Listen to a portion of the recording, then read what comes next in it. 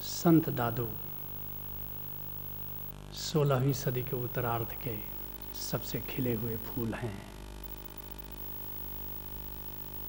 कबीर की परंपरा जब आगे बढ़ती है तो कई संत भारत के आध्यात्मिक आकाश में अवतरित होते हैं। कबीर का पुत्र कमाल साहब हुए, कमाल साहब के शिष्य जमाल साहब हुए, जमाल साहब के शिष्य बिमाल साहब हुए, बिमाल साहब के शिष्य बूढ़न साहब हुए और बूढ़न साहब के शिष्य संत दादू हुए। संत दादू अकबर के समकालीन हैं। अकबर संत दादू से बहुत प्रभावित था। एक बार उसने संत दादू से सवाल किया कि पहले धरती बनी कि आसमान, पहले पानी बना कि हवा, पहले पुरुष हुआ कि नारी। संत दादू अकबर के इस प्रश्न के उत्तर में कहते हैं, सुनो अकबर, सब दय बंधया सब रहे, सब दय सब ही जाए। यह ओंकार, यह शब्द, यही सबका मूल है। इसी से सब पैदा होता है। ये धरती, ये आकाश, ये ग्रह, ये नक्षत्र, ये सूरज, ये चांद, ये पुरुष, ये नारी, सब शब्द से पैदा होते हैं। इसी से सब बंधे रहते हैं। वैज्ञानिक कहते हैं कि गुरुत्वाकर्षण से आपस में ग्रह बंधे रहते हैं।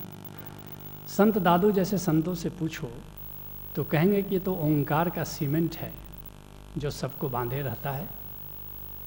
सब दय बंधया सब रहे। इसलिए तुम चाहते हो कि तुम्हारा जीवन एक बंधा रहे, बिखर न जाए, तो एक ही उपाय है कि उस शब्द से जो पूरे अस्तित्व में गूंज रहा है उससे बंधे रहो, उससे जुड़े रहो। ओशो बड़ी प्यारी बात कहते हैं कि ओंकार की ओर, शब्द की ओर बढ़ते जाना स्वर्ग है, शब्द से दूर चले जाना नरक है, और शब्द के साथ, ओंकार के साथ मिलकर एक हो जाना मोक्ष है।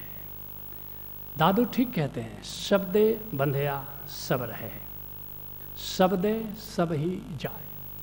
ओंकार से अगर कट जाओगे तो जीवन बिखर जाएगा, मूल से कट जाओगे तो जीवन की सरिता सूख जाएगी। जहाँ दादू जिस राजस्थान से आते हैं उस राजस्थान में कभी सरस्वती विराटतम नदी थी, गंगा से भी बड़ी थी, सिंधु से भी बड़ी थी, लेकिन सूख गई।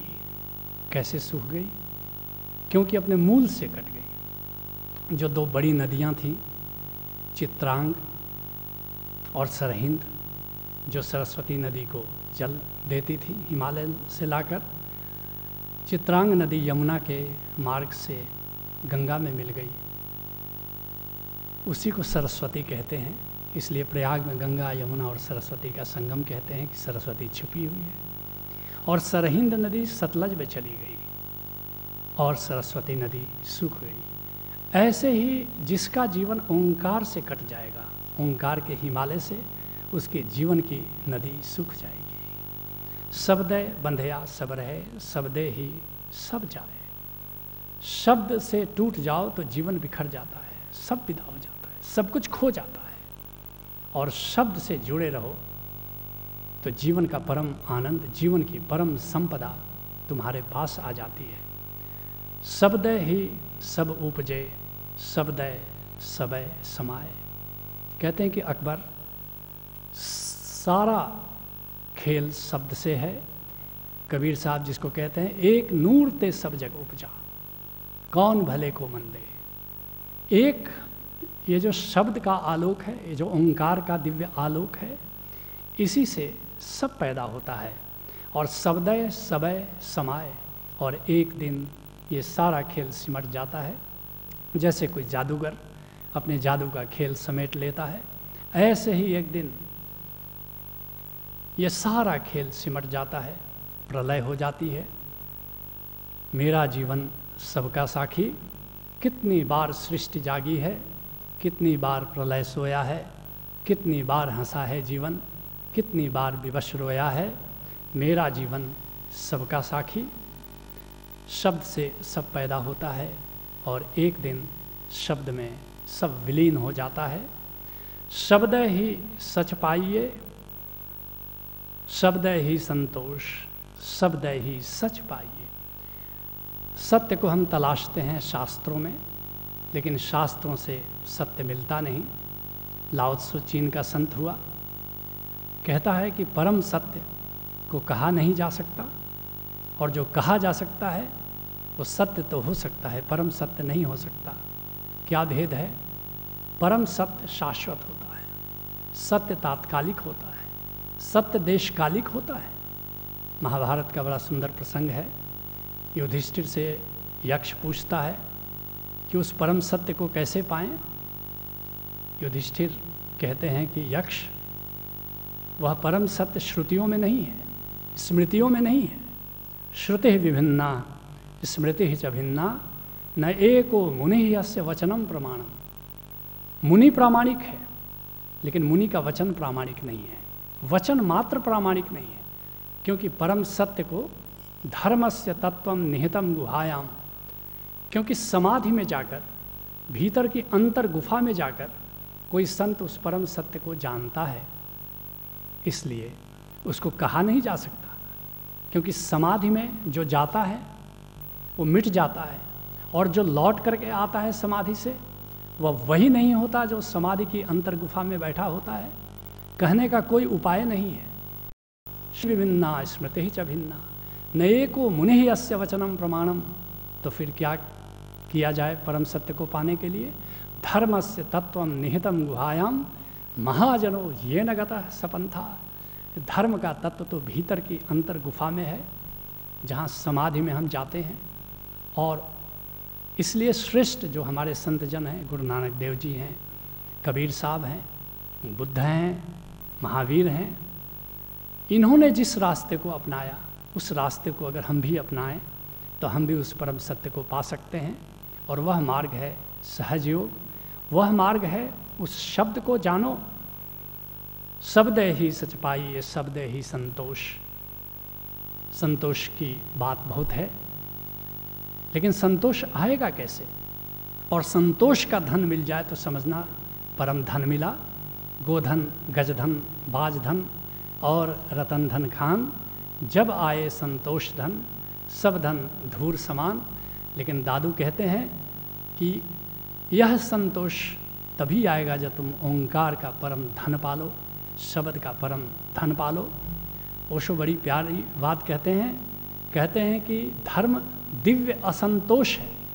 अच्छा है कि तुम्हें संतुष्ट होकर के बैठने नहीं देता, तब तक नहीं बैठने देता जब तक तुम परम सत्य न पालो। और संतोष तो परम सत्य की छाया है। शब्द ही स्थिर भया, शब्द भागा शोक।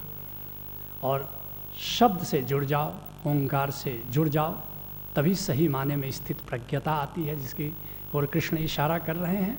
तुम स्थिर हो जाते हो, तुम स्थित प्रज्ञ हो जाते हो, जिसकी ओर गुरु नानक देव जी इशारा करते हैं। हुक्मी हुक्म चलाए राह, नानक बिग से बेपरवाह। क्यों हम चिंता करें, क्यों हम फिक्र करें? मेरी फिक्र तो वो लेता है, मेरी फिक्र तो गोविंद करता है। ओशो ने एक बड़ी सुंदर कहानी कही है। एक समुराई है, अपनी पत्नी को गौना करा करके ले जा रहा है अपने गांव। रास्ते में तूफान आता है, सब लोग चिल्ला रहे हैं, रो रहे हैं। उसकी पत्नी देखती है कि उसका दूल्हा समुराई तो बिल्कुल शांत है, स्थिर है, कॉलर पकड़ करके हिलाती है। कहती तुम कैसे व्यक्ति हो, तूफान आया है, कौन सी सांस आखिरी सांस हो जाए, कौन सी धड़कन आखिरी धड़कन हो जाए, फिर भी तुम शांत हो, स्थिर हो। समुराई तलवार निकाल लेता है म्यान से, उसकी गर्दन पर रख देता है। थोड़ी देर तो विचलित होती है, फिर हंसने लगती है। समुराई कहता है कि तुझे मालूम है कि तलवार की धार कितनी तेज है, फिर भी तू हंसती है। जरा सी मैंने दबाई और तेरी गर्दन गई, तब भी तू हंसती है। उसकी दुल्हन कहती है हंसूं न तो क्या करूं, माना कि तलवार की धार बड़ी तेज है, लेकिन जब तक ये तलवार मेरे दूल्हे के हाथों में है तब तक इससे मुझे डरने की क्या ज़रूरत है। जब शब्द से जुड़ जाते हो, जब ओंकार से जुड़ जाते हो, तो गोविंद से जुड़ जाते हो, तब तुम सही माने में थिर हो जाते हो। शब्दय भागा शोक, फिर काहे की चिंता, फिर काहे का शोक। कहते हैं अष्टावक्र जनक से, आपदः संपदः काले दैवा दैवेति निश्चयी तृप्तः स्वस्थेन्द्रियो नित्यम न शोचति न कांक्षति। ये मुझे पता है कि आपदा हो, संपदा हो, दैव योग से अपने समय पर आती है। सब उस गोविंद का खेल है। इसलिए ये जानकर मैं थिर हो गया हूँ, अब शोक नहीं करता, अब चिंता नहीं करता। शब्द ही मुक्ता भया, शब्द समझे प्राण। इस शब्द से जुड़कर, इस ओंकार से जुड़कर ही सच कहो तो मुक्ति मिलती है, नहीं तो मुक्ति की केवल बातें हैं।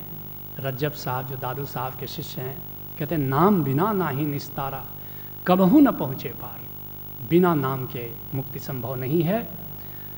शब्द ही मुक्ता भया, शब्द समझे प्राण। शब्द से ही जीवन के रहस्य समझ में आते हैं। शब्द ही सूझे सबे, शब्द सुरझे जान। सच कहो तो शब्द को जान लो तो जीवन का सारा रहस्य समझ में आ जाता है, और शब्द को जान लो तो जीवन की सारी समस्याएं सुलझ जाती हैं। शब्द ही सारी समस्याओं का समाधान है। यही सहज योग है। हरि ओम तत्सत।